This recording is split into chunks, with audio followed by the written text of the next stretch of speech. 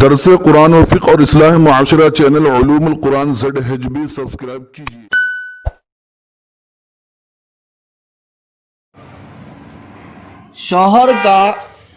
شوہر کا کتنا بڑا حق ہے۔ وعن ابی ہریرہ رضی اللہ تعالی عنہ قال قال رسول اللہ صلی اللہ علیہ وسلم لو كنت آمر احدا ان يسجد لأحد لأمرت المرأة ان تسجد لزوجها رواہ الترمذی۔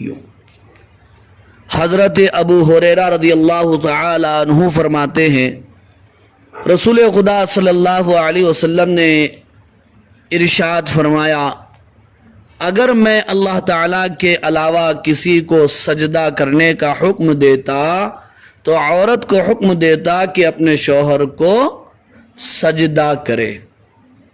اب اس کی تشریح سن لیجئے۔ اللہ جل شانہ نے جیسے والدین کا بہت مرتبہ رکھا ہے اور ماں باپ کا حکم ماننے کا حکم دیا ہے، اسی طرح شوہروں کا بھی بڑا رتبہ رکھا ہے۔ عورت گھر کا کام سنبھالتی ہے اور مرد محنت و کوشش کر کے گھر کے اخراجات پورا کرتا ہے۔ گھر کے اخراجات میں بیوی کے اخراجات بھی شامل ہیں۔ بیوی کے جو واقعی اور شرعی حقوق ہیں ان سے بڑھ کر عورت کے تقاضوں کے مطابق اس پر مرد مال خرچ کرتا ہے، یعنی شرعی حقوق ہیں، اس کے علاوہ بھی شوہر بیوی پر زائد مال خرچ کرتا ہے۔ مثال کے طور پر بیوی کو کھانا کپڑا مکان تو دینا ہی دینا ہے، لیکن بیوی اگر بیمار ہو جائے تو اس کا علاج کرنا شوہر کے ذمے نہیں ہے۔ کتاب کی روشنی میں بول رہا ہوں میں آپ کو، لیکن پھر بھی پورا خرچہ علاج و معالجے کا، بیماری کا، دواخانے کا، دواؤں کا شوہر اٹھاتا ہے نہیں اٹھاتا؟ اٹھاتا ہے۔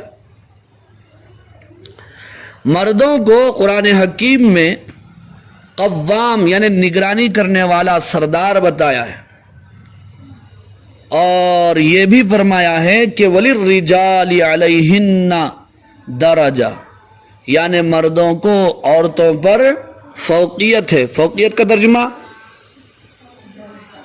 جی، فوقیت کا مطلب مقام، مرتبہ، بیوی سے بڑا ہوتا ہے شوہر، ہوتا نہیں ہوتا؟ قرآن کی اس بات کو بہت سی قومیں نہیں مانتی ہیں۔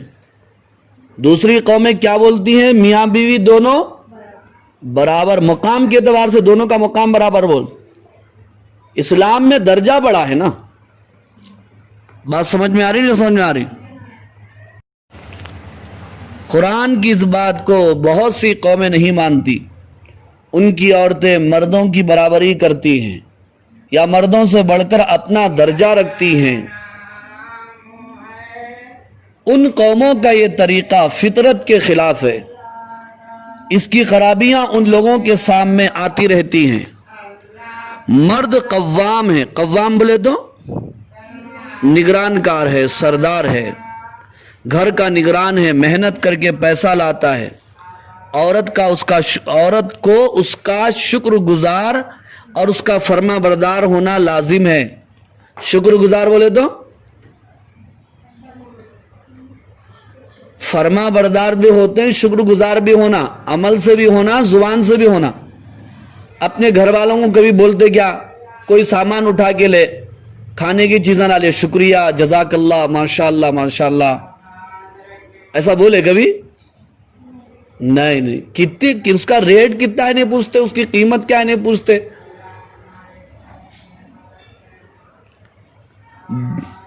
تو اس کا فرما بردار ہونا لازم ہے، بشرطے کہ اس کا کوئی حکم یا مشورہ شریعت کے خلاف نہ ہو۔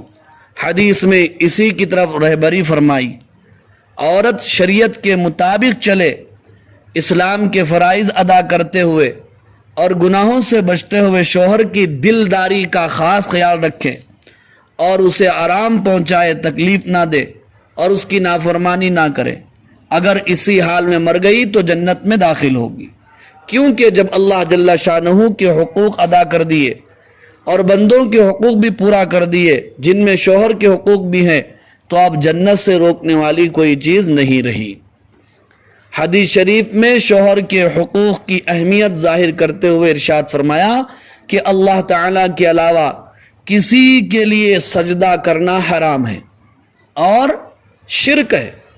اگر میں اللہ کے علاوہ کسی کے لیے سجدہ کرنے کا حکم کرتا تو عورت کو حکم دیتا کہ شوہر کو تو اس سے شوہر کا مقام معلوم ہوا نہیں معلوم ہوا؟ اس سے شوہر کے حقوق کا خصوصی دھیان رکھنے کی تاکید مقصود ہے۔